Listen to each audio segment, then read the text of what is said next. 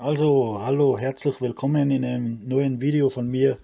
In diesem Video geht es darum, wie man ein Gewinde messen kann. Es gibt ja verschiedene Arten von Gewinden und in diesem Video zeige ich, wie man die Steigung, den Durchmesser und verschiedene andere Daten vom Gewinde feststellen kann. Also als erstes brauche ich meine Werkzeuge, um ein Gewinde messen zu können. Brauche ich folgende Werkzeuge. Als erstes ist es einmal eine Steigungslehre für einen 60 Grad Flankenwinkel für ISO-Regelgewinde, also für metrische Gewinde. Ich zeige es mal vor. Da habe ich die verschiedenen, das ist jetzt schon ein bisschen ältere Lehre, darum ist auch die Oberfläche nicht mehr so schön hier, aber funktioniert trotzdem. Vorne steht oben welche Steigung. Eben, hier habe ich 2 mm, dann habe ich hier 1,75, 1,5 mm, dann 1,5 ist meistens für M10 Gewinde, Regelgewinde, 1,25, dann habe ich 1,0, logisch, dann habe ich 0,8, den kann man hier schwer lesen. Jedenfalls habe ich noch verschiedene andere Steigungen. Das ist schon ein bisschen verrostet, für ganz feine Gewinde. Und natürlich noch gröbere. Achtung. Hier sieht man es gut, 2,5 mm, 3 mm, 3,5 mm, dann habe ich hier 4 mm, 4,5, 5 und so weiter. Was ich dann noch brauche, das wäre hier ein Messschieber, mit dem kann ich den Außendurchmesser messen und sollte das mein Gewinde vom Durchmesser, also von der Steigung her, natürlich größer sein als die größtmögliche Leere, dann kann ich auch die Steigung mit dem Messschieber messen. Okay. Okay, ich habe jetzt hier eine Schraube und möchte feststellen, welches Gewinde die Schraube hier hat. Das erste, was ich mache, ist, ich messe den Durchmesser. Also 11,74, dann ist das ein 12 mm, also Nennmaß 12 mm. Der Außendurchmesser ist immer ein wenig kleiner, damit das Gewinde ein bisschen Spiel hat und auch leichtgängig ist. So, dann habe ich hier meine Steigungslehre und dann nehme ich, dann schaue ich, nehme ich die einzelnen Steigungen raus. Ich hoffe, man sieht es jetzt hier. Das hat jetzt hier 2 mm, 2,00, 1,75. Dann habe ich hier 1,5.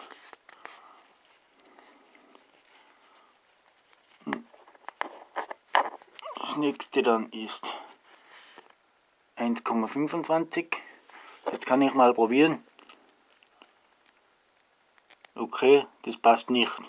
Nehme ich das nächstgrößere, weil das ist zu fein.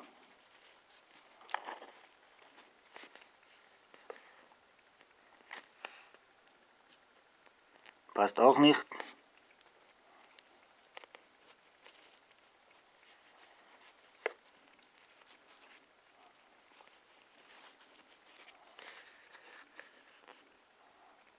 Aha, und jetzt sehe ich schon, diese da passt. Da steht oben, schwer zum Lesen,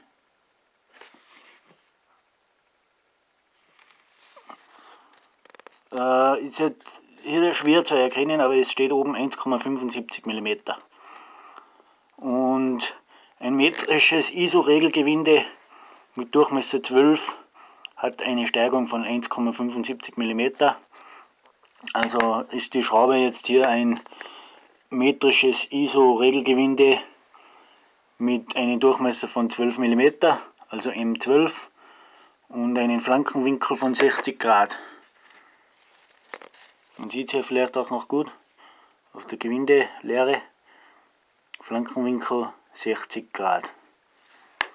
Ein M12 Regelgewinde ist das jetzt. Also hier habe ich zum Beispiel ein anderes Gewinde. Das ist jetzt ein Trapezgewinde. Man sieht es, weil es eine kantige, also keinen Spitzenwinkel hat, sondern eine trapezförmige Form vom Gewindegang. Das erste, was ich hier mache, ich messe den Durchmesser, weil hier habe ich keine Leere. Da messe ich den Durchmesser, sieht ihr vielleicht, hoffe ich,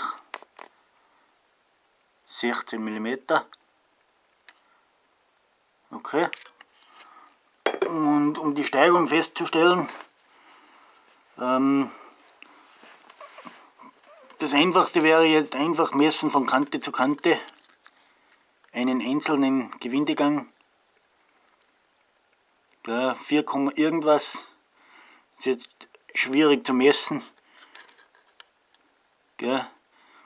Aber wenn ich jetzt zum Beispiel mehrere Steigungen nehme, dann kann ich mir ausrechnen, ob die Steigung auch richtig passt.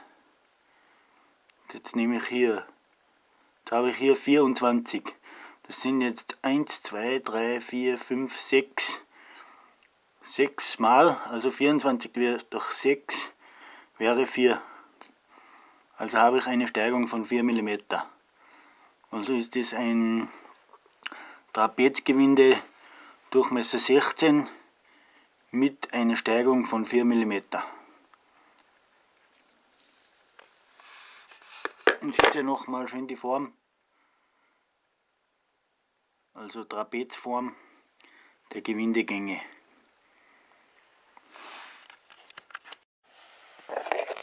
Also dann habe ich hier noch ein anderes Gewinde.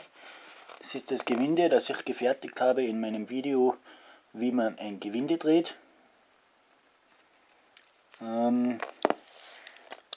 Als erstes messe ich den Außendurchmesser. Ich muss natürlich so messen, dass ich nicht mit den Messschenkeln in den Gewindegängen drinnen bin, sonst stimmt das nicht. 29,5, also Nenndurchmesser habe ich 30. Das wäre der Nenndurchmesser. Dann gehe ich hierher.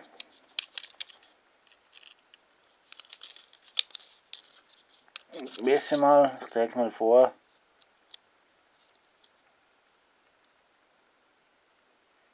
Also Eingang ist immer schwierig zu messen. Ich nehme meistens mindestens zwei. Versuche es so genau wie möglich. Hier habe ich also 2 Steigungen, sind 7. Die Hälfte davon ist 3,5. Müsste ich jetzt eine Steigung von 3,5 mm haben. Dann nehme ich noch einen dazu. Müsste ich jetzt wie viel haben?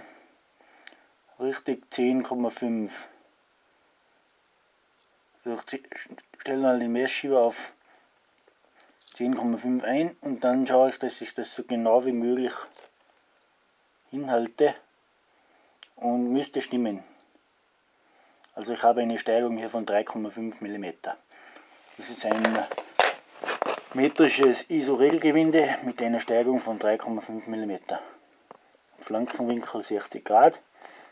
Auf was man auch noch schauen muss, das ist hier, es ist ein rechtgängiges Gewinde. Also wenn ich hier nach rechts drehe, dann schraubt es sich hier nach unten. Also ist das richtig. Es gibt auch linksgängige Gewinde. Also hier habe ich nochmal die Zeichnung für ein metrisches ISO-Gewinde mit 60 Grad Flankenwinkel, dass man die einzelnen Bezeichnungen sieht und man weiß von was man spricht. Dann habe ich hier nochmal die Zeichnung vom Trapezgewinde. Man sieht auch gut jetzt hier den Winkel, wo ich vorher gestottert habe ein bisschen, weil ich nicht genau gewusst habe, welchen Winkel. Also ich habe 30 Grad Flankenwinkel und man sieht auch hier die ganzen anderen Bezeichnungen, sodass man wieder weiß, wovon man spricht. Okay. Also es gibt auch noch andere Arten von Gewinde, zum Beispiel ein Whitworth-Rohrgewinde. Hier werden die ganzen Maße in Inch angegeben. Dann gibt es hier auch noch zum Beispiel ein Sägegewinde. Die Form eines Sägegewindes sieht hier so aus. Hier sieht man zum Beispiel den Unterschied zwischen einem eingängigen und einem zweigängigen Gewinde. Das gibt es auch